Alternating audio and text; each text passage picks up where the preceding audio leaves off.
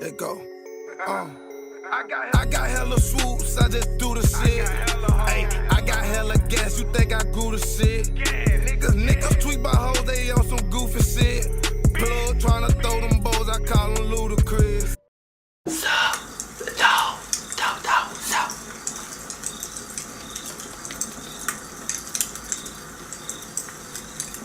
Come on, talk. Harry, come on. I am 14 and my friend is 15. That's funny because it sounds like you're 36, but you know, hey. My friend asked me if I wanted to spend the night, so I did. His mom was at work and his dad was at the gym. Right. Me and my friend were upstairs in his room playing video games. We kept hearing what sounded like scratching noises and slight banging.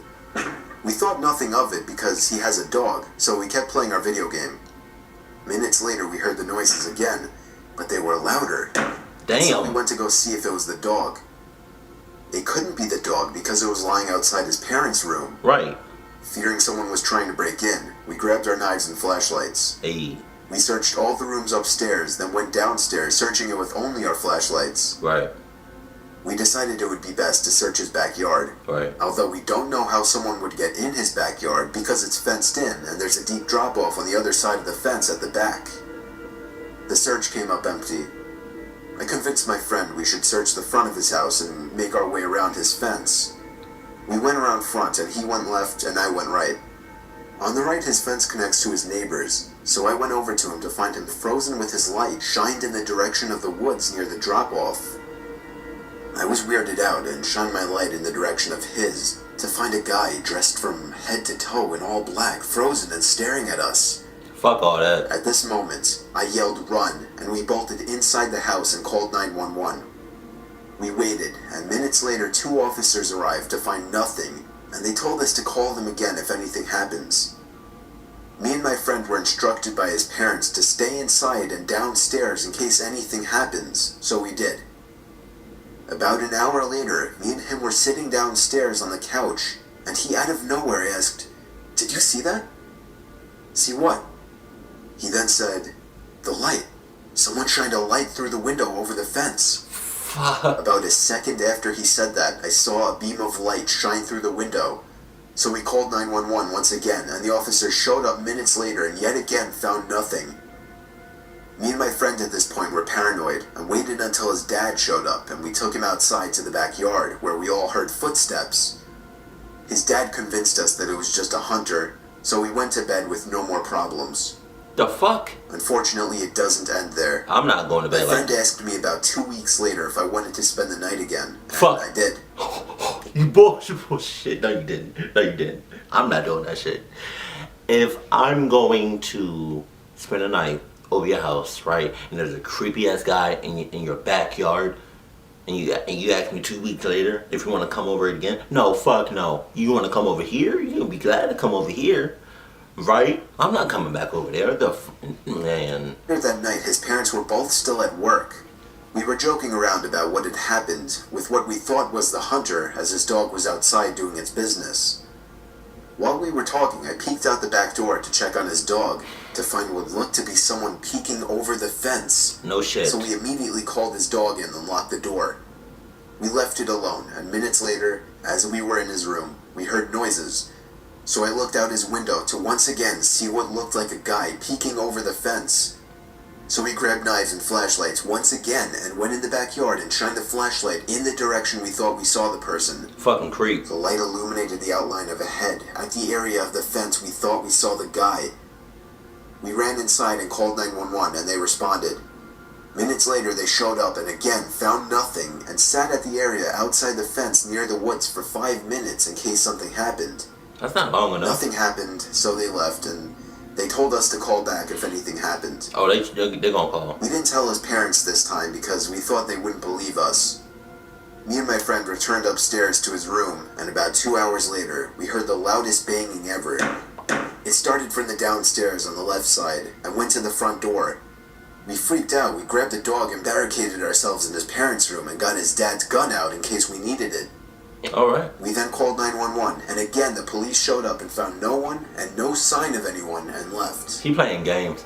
That was the last time we ever had that problem, and it still has us scared to this day. Me too. Fucking creeps. I swear. I was 14 years old, hanging out with my friend Jesse, who was also 14. Right. We were in the living room playing Call of Duty. His parents weren't home for the night, so we were being as loud as we wanted. We were doing nothing but playing video games and eating junk food all night.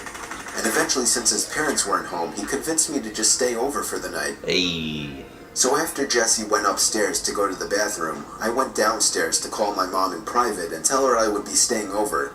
Nice ass house. By the time I got back upstairs, Jesse was back, and he just stared at me with a confused look on his face. I asked him what was wrong, and he said he thought that I was upstairs, as he thought he heard someone in the bedroom next to the bathroom. Bitch! I assured him I was downstairs making a phone call, and he just looked back upstairs with a concerned look. He Man. walked upstairs, and I followed him. He stopped at the door to the bedroom and put his ear up against it. He then opened the door and peeked into the room. It was dark, but I could see there was enough light in there to be able to scan the room. Right. We didn't see anything, so he shut the door. I told him he was being paranoid as we went back downstairs to play more video games. We turned the volume back up loud and resumed playing. After the match ended, the loading screen came up, along with the silence that usually accompanies loading screens. That's when me and Jesse both looked at each other. Jesse hit the mute button as we listened to what we were sure was somebody grunting from upstairs in that bedroom. But soon after the silence from the television, there was silence from upstairs as well. Jesse whispered to me that someone is hiding up there. They must have stopped making the noise as soon as there was silence down here. Right. Jesse whispered to me that we need to leave through the back door right now, as it was much quieter than the front door. Okay. I agreed, and we headed outside to the back door. Right. As soon as we were outside, Jesse got on the phone with the police as I looked up to the bedroom window. For some stupid reason, I turned on the flashlight on my phone and aimed it up to the window. About 3 seconds later, my heart dropped as someone stepped into view from behind the glass, but only for a brief moment. They seemed to crouch down under the window after spotting us. Jesse saw it too. That's when we actually took off down the block. We only came back when we saw a police car parked outside with its lights on. Jesse unlocked the front door for the two cops, and they went inside to investigate. As me and Jesse were outside waiting by the car, we saw him. Him, as in the guy who was surely at the window. He was coming out from the backyard, walking really fast, yet also clearly trying to keep quiet. This man was really tall, like 6'5" or something. Damn. And he looked to be mid-40s. Me and Jesse ran inside and screamed for the cops to come outside, but by that time he was gone, and we had no idea which direction he could have gone in. Inside of the bedroom that the man was in, a giant clothes bag had been pulled out from under the bed with certain articles of clothing obviously missing. There was also money missing from the desk drawer, and the desktop computer had been turned on. We never saw or heard of this man again.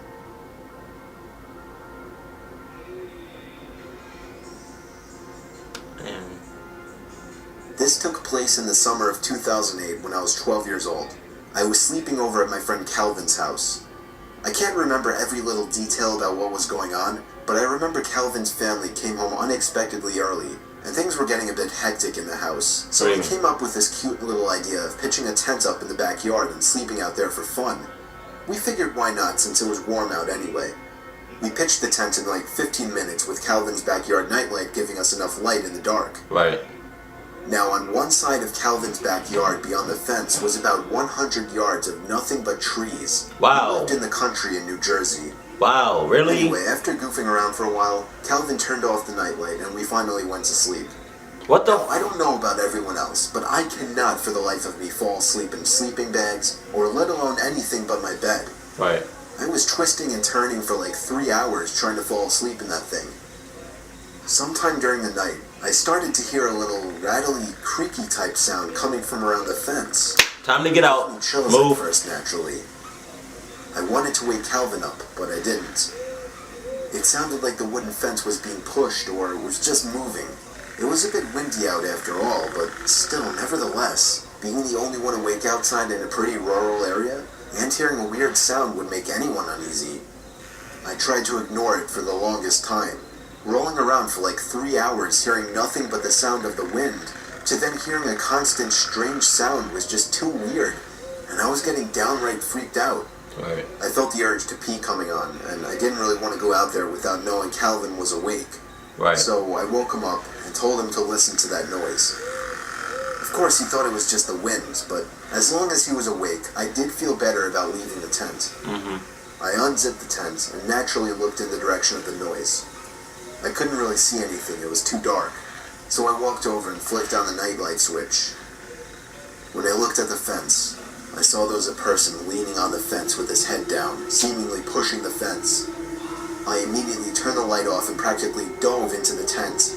I whispered to Calvin what I saw, and as we both fell silent, we realized that the noise had stopped.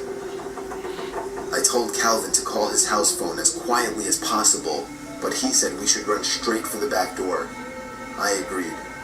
He unzipped the tent as quietly as possible and opened the little door, and when he ran out of the tent, he screamed. In reaction, I jumped out from the tent and ran straight for the back door as well, not looking behind me. When I asked Calvin why he screamed like that, his response scared me. He told me he saw somebody standing right by the side of the tent in arm's reach. The rest of the night we slept in Calvin's room upstairs, and I could swear, with the window open, I could still hear the creaky fence being pushed, but every time I looked, I couldn't see anyone out there.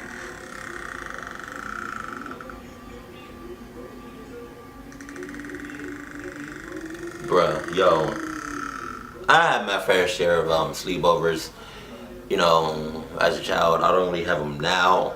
I don't know what you would call it as a grown up doing a sleepover. It's probably really something real simple. I just can't think of the word. As far as my sleepovers go, they have always been normal, nothing out of the normal. I mean, nothing out of the blue, ordinary, you know, but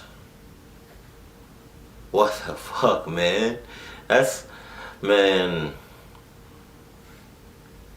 one thing I don't understand is that why is that when some people, when they're creeped out or they actually see a person right in the middle of the, why the fuck your backyard is 100 yards of woods? What the fuck? You're asking to be set up. You're asking to be killed, snatched the fuck up, getting fucked up. What the fuck? If I ever go, you know, if I ever, you know, try to, you know, make plans to do a sleepover, yeah, I can almost assure you, and I will assure you, that my surrounding areas has light, you know, street lights. I'm very, very close to civilization, or I'm in a city or something, you know. I got my phone, you know, and I'm making sure I'm not, you know, next to no fucking woods. I'm making sure that I have a lot of neighbors and houses and apartments and condos, stuff like that surrounding me. I'm not just about to go over to somebody's house and they are like in the middle of nowhere. No, bitch. No, I'm scared. No. But if you all have any, you know, sleepover stories, creepy ones, please feel free to put those in the comment section below. But as always, keep it cool, keep it classy, and I love you. Stay happy, my family. Familia. Right? Is that the Spanish word for family? No.